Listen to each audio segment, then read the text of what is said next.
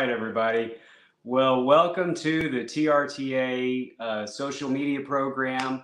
I don't know that we have a catchy title for this yet, but what I just noticed is that we were live and I'm sitting here rocking and rolling to our intro music, and it may have already been live for 13 or 15 seconds. So if you saw me snapping my fingers enjoying the intro music, oh well, that's just who I am. So it's great. It's great being here with everybody. Obviously, this is not my normal setup, and so I want to say thank you to Roy Varney, who's our producer, who's made sure that I can still do this today. I am in the great city of Abilene, Texas. Spent some time this morning in Fort Worth, and just kind of moving around the state a little bit. Back in Austin tomorrow, and so today's show might be another one of our quick episodes, but I do want to say that because my setup is a little bit different today, I'm not able to see the comments. And I'm not sure how many folks are here or can I see the comments. So I apologize for that. But hopefully next week we'll be back in the regular TRTA office and doing this. So a lot of exciting things going on, and I just want everybody to know that I'm very, very energized with the activity that's been happening this week. And so let me take just a second and say to everybody who's watching, if you're a TRTA leader, if you're one of our members, I just want to say thank you so much. You all are doing a great job. Excellent communication. You're staying on message. You're engaging with the elected officials' offices in a positive way. I've had a chance to see a number of my friends who I've known and colleagues that I've known in the legislature over the last couple of weeks, and I'm just getting so many compliments that retired teachers, absolutely, and all TRTA members, retired school employees, y'all know how to do this job. Y'all know how to do advocacy, grassroots advocacy, where there's true engagement. And working through difficult problems and trying to come up with big solutions. And this process, this 140-day process, can go a lot of different ways. But what I'm happy to report to all of you today is that we are seeing some of the most creative thinking going on right now with our elected officials on how to approach this big issue of helping retirees. And so I just want to cover a few basics for everyone, and then we're going to continue to see how this month plays out. But as we said last week, March is such a pivotal month. We say the march is on, and so we are trying to get our message out to as many people as we can. Of course, our members are paying attention. We ended the membership year with a little over 95,000 members in our organization. And so to all of you that are our members, thank you so much. We're the largest retired teachers organization in the country because you choose to be a member of our organization. So thank you. If you're watching this and you've not had a chance to join TRTA yet, I'd ask that you please do that. And hopefully if you're seeing us for the first time, maybe you've never heard of TRTA. Maybe you found us because you're wanting to see the legislature take action on passing a benefit increase for retirees, a cost of living increase, or some major benefit adjustment that we're all working for. We'd love to have you as part of our team. And so y'all are doing a great job. Very, very pleased with the engagement. And as we said last week, please keep it up. This discussion on TRS matters will go until the end of the session. And just today, we have had two major media interviews, and I'm going to talk about one of them in just a minute. But I just finished talking to KXAN. So if you're local to the Austin area, you might want to tune into KXAN tonight. I think they're running that clip sometime at the 5 o'clock hour, and then in the evening, the 9 and 10 o'clock hours as well. And so, hopefully you get a chance to tune into that and check it out. But the media is paying attention to our issues, as we know that a lot of other groups are as well. And so kind of here's what's going on this week. Obviously, we had a Senate hearing this week. The Senate Senate Finance Committee came together and started talking about Senate Bill 30. Senate Bill 30 is what we call a supplemental budget bill, and it's a bill where the state is currently finishing its biennium, and so last session they adopted a budget, and they do a pretty good job of knowing what a lot of those expenses may be. And sometimes they have to come back in the next biennium, and they pass a supplemental budget to address items that have come up in the previous biennium, or some bills or some other things that may need to be addressed. And so the legislature adopts a supplemental budget to the existing biennium while they're also working on a budget for the coming fiscal year. So we keep an eye on both of these budget bills, and in both the Senate and the House, the legislators have incorporated additional funding for a retiree benefit enhancement. And I believe in Senate Bill 30 and House Bill 30, both of those bills include an additional $1 billion. That's a billion with a B, for a benefit enhancement, and structurally, we'll get into COLA versus other stuff. That's what's being talked about in the legislature right now. How do you deliver the benefit enhancement? But before you can deliver a benefit enhancement, you've got to have the funding to do it.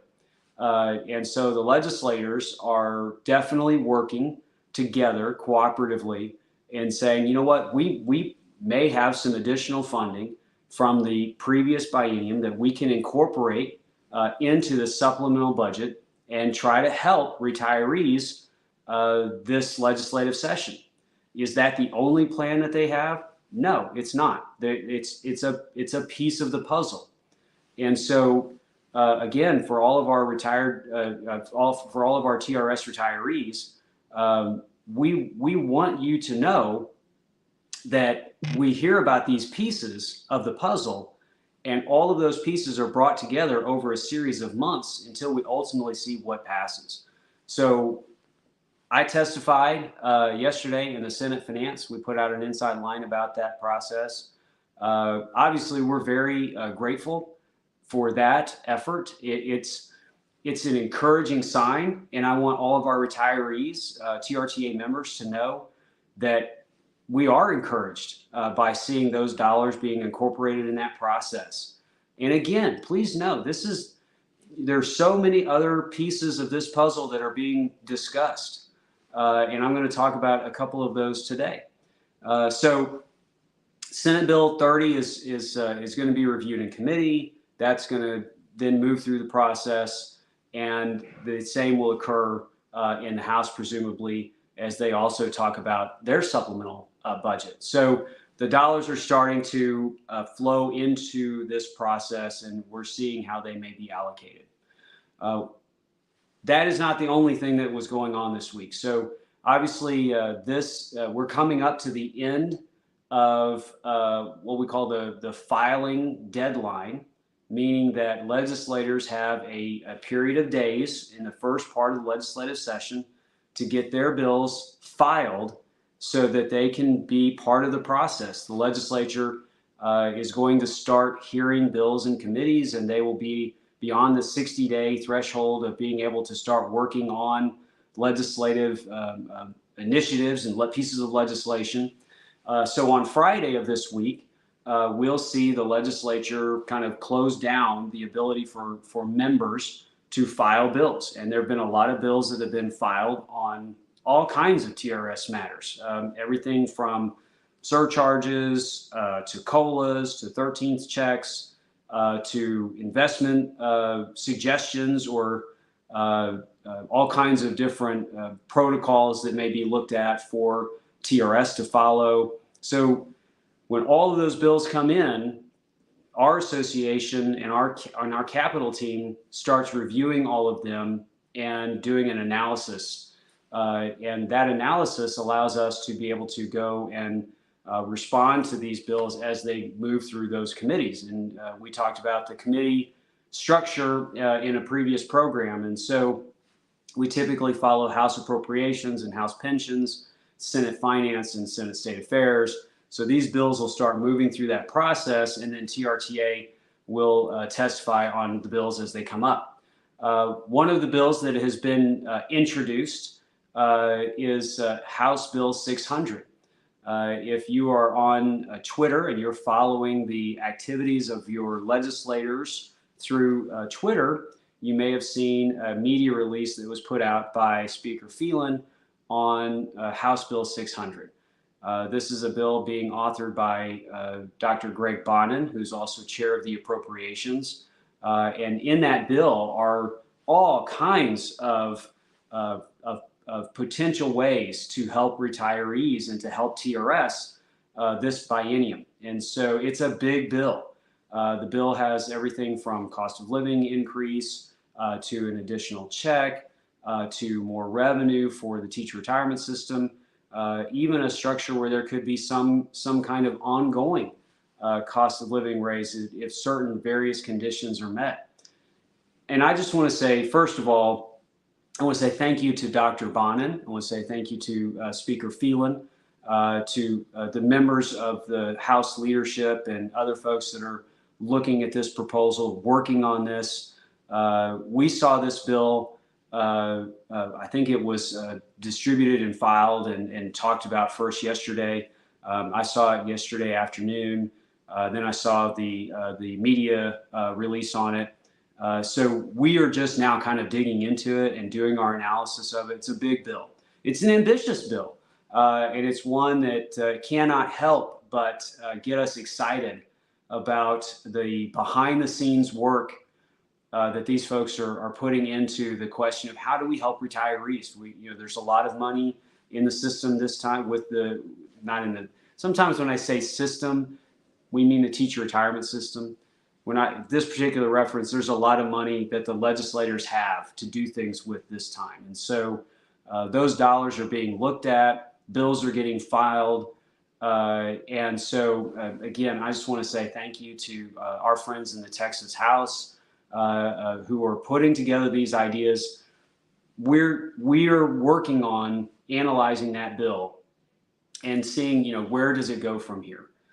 So that's a House plan that will be debated and talked about, and we'll have an opportunity to bring more information to our members about House Bill 600 as that information becomes available, and we see this thing moving through the process some. We also spent a lot of time yesterday talking to our friends in the Senate, and I just want to say right now special thank you to Lieutenant Governor Dan Patrick and to Chair Joan Huffman, members in the Senate who are also working on potential Senate ideas and the allocation of dollars that'll help retirees. Folks, it is so easy. It is so easy in this process to be cynical about legislative activity and all kinds of things. I mean, our society really seems to just be a tremendous anxiety when it comes to all things policy making. And we have serious policy issues that need to be addressed for retirees this legislative session. Our association is on record as saying we support a cost of living raise. And so that's what we're working on. I just want to take a second so that you all know and are encouraged by this. We have some leaders in this state that are trying to do something big for retired school employees in Texas.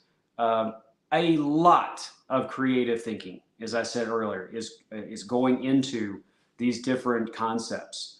And I just want to say, as an organization and as a member-based organization, we want to support all of those efforts.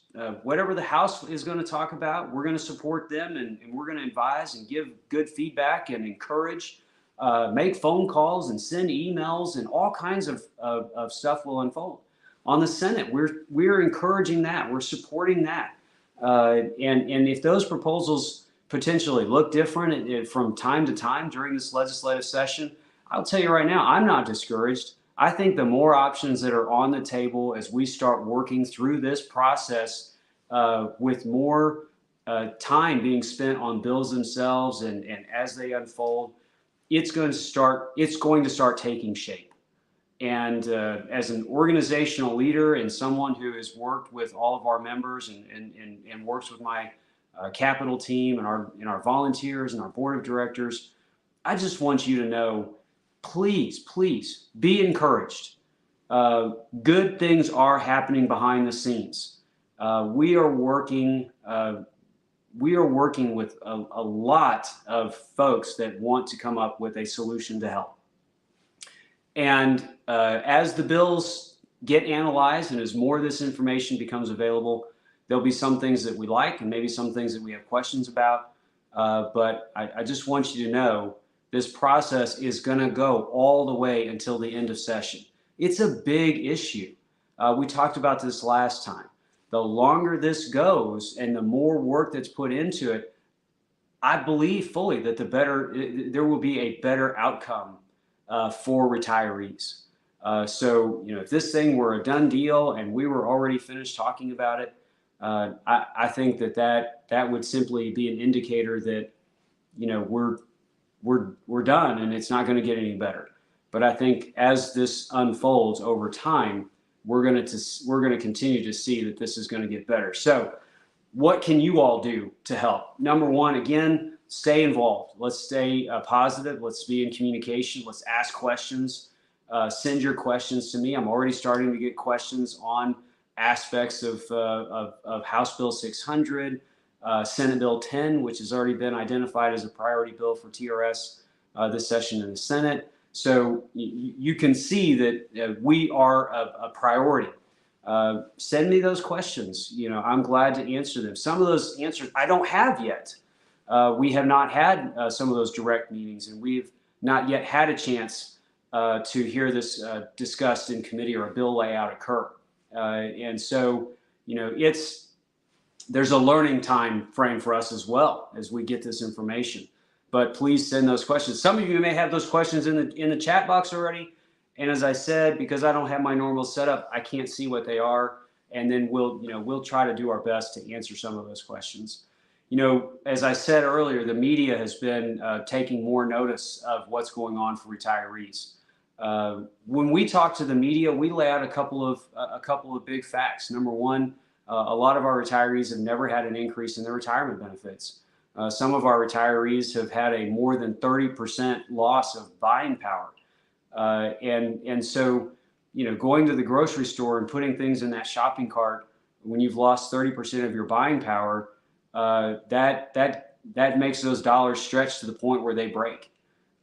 Today, and when I was in Fort Worth, I said a few minutes ago, I would talk about this as we kind of were getting towards the end of the show. I met a person, a TRTA member by the name of Helen Spivey. Wonderful woman, wonderful, great teacher. You could tell she was a master teacher when she was in the classroom. And she laid out her story to the media today. And Helen's story is going to be on Fort Worth News later tonight. And only because I'm on live television, of course, I forget the station. When the story is released, we're going to make sure it's on our website. But what Miss Spivey talked about was her husband has passed away 2 years ago. And while he was alive, he was an HVAC contract engineer, paid into Social Security his entire life.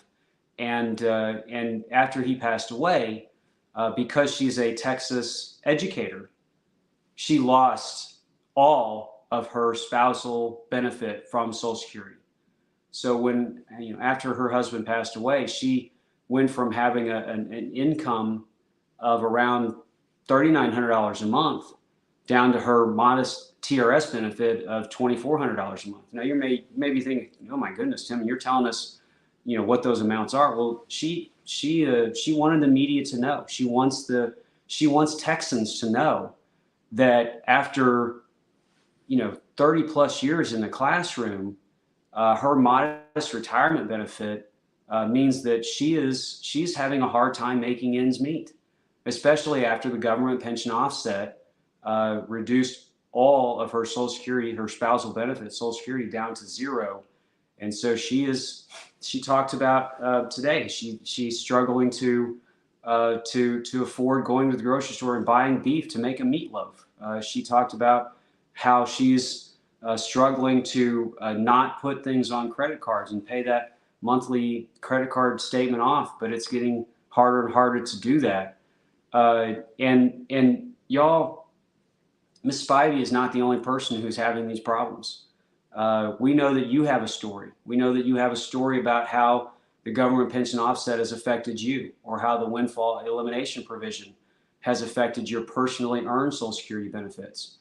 We know that the average retirement benefit in the state of Texas is just a little over $2,000 a month. That more than 130,000 people in Texas live on a TRS benefit that's $1,000 a month or less every month. We know these facts, and we continue to tell this story to our elected officials, knowing that it fuels and encourages them during this legislative session to do more. I've been in the Capitol every day working on this and engaging with elected officials and reading bills.